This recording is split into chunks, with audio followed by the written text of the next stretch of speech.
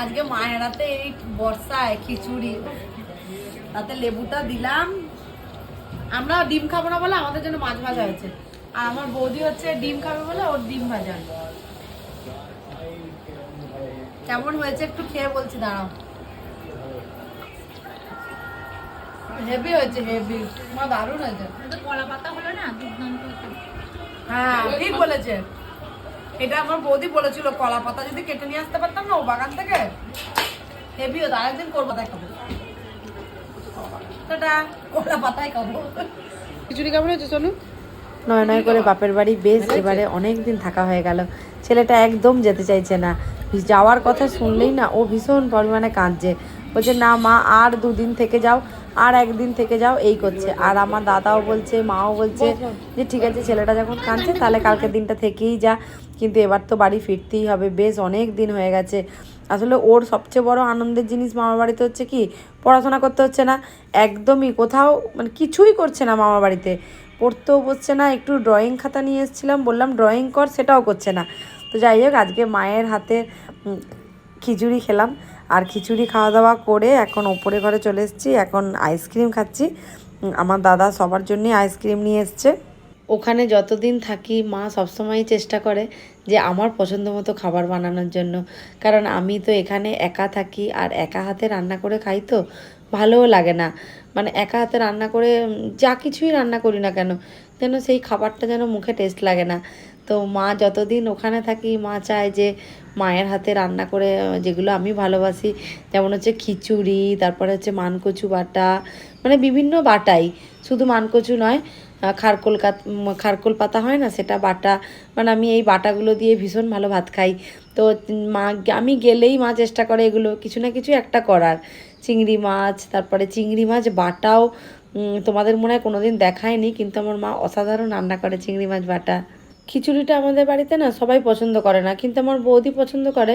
আমার মা বাবা খেতে চায় না বলে অতটা করতে চায় না, একমাত্র আমি গেলে তখন আমার বৌদি বলে যে মাকে বল খিচুড়ি করতে, আজকে সবাই মিলে খিচুড়ি খাবো। আর সত্যি কথা বলতে কি, বর্ষায় খিচুড়ি খাওয়ার মজাটাই আলাদা। তা আবার খিচুড়ি টিচুড়ি খাওয়া দাওয়ার পর যেহেতু আমি কাল চলে যাব, তো মায়ের মন যেন কেমন হয়। তো মা বলছে অনেক দিন ধরে হিঙের কচুরি আর চন্দ্রমুখী আলুর দম খাবো বলছি, তুই তো কালকে চলে যাবি বলছিস, তাহলে আজকে রাত্রিরে করি।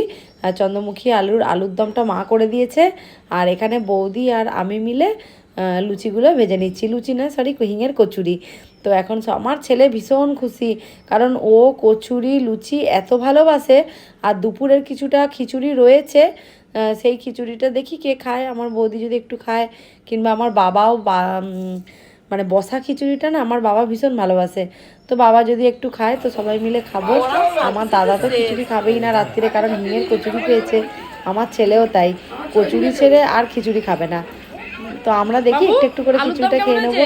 আর কালকে চলে যাব যেহেতু ভোরবেলা, মন ভীষণই খারাপ। ভালো বাপের বাড়ি ছেলে যেতেও ইচ্ছা করে না, আবার মেয়েদের এমনই জীবন যে যেতেও হবে, ছেলের পড়াশোনা রয়েছে, যেতে তো হবেই। আর তারপরে আমার হাজব্যান্ড হচ্ছে শিফটিং ডিউটি হাজব্যান্ডের, ও একা একা রান্না বান্না করে খেতেও খুব অসুবিধা হয়। তাও নয় নয় করে আমার বাপের বাড়িতে অনেক দিনই থাকা হয়ে গেল। হাওড়া থেকে ট্রেন হচ্ছে 5:30টায়, তো সকাল 5:30, ওটা হচ্ছে ব্ল্যাক ডায়মন্ড এক্সপ্রেস আছে। কিন্তু আমাদের বাড়ি থেকে বেরোতে হয়েছে অনেক ভোরেই, প্রায় পৌনে 4:30 নাগাদ আমরা বাড়ি থেকে বেরিয়েছি, কারণ আমার বাড়ি থেকে আন্দুল, তো সেখান থেকে আবার লোকাল ট্রেনে হাওড়ায় আসতে হবে। এখন লোকাল কখন কি পাবো না পাবো সেই জন্য একটু হাতে সময় নিয়েই বেরিয়েছিলাম। এই তো বাবা ট্রেনে তুলে দিয়েছে, আর তার সাথে নাতির আবদার, কেক কিনে দাও, তারপরে হচ্ছে ওই যে কোল্ড ড্রিঙ্কসের বায়না করেছিল, তো বাবা গিয়ে একটা কোল্ড ড্রিঙ্কসের বোতল আর একটা বড় কেকের প্যাকেট কিনে দিয়েছে, তার সাথে হচ্ছে জলের বোতলও 1 বোতল কিনে দিয়েছে, কারণ যেহেতু আমি ছেলেকে নিয়ে একা যাব, সেহেতু বাবা বলছে আবার কোথায় জল পাবি কি না পাবি, কেই বা ট্রেন থেকে নামবে, ওই জন্য বাবা সব কিছুই গুছিয়ে গেছিয়ে দিয়ে গেছে। আর বাবা এখন গিয়ে দোকান খুলবে সকালে, আর আমরা এখন ফিরে যাব। আমাদের যেতে যেতে প্রায় সকাল 10:30 বেজে যাবে।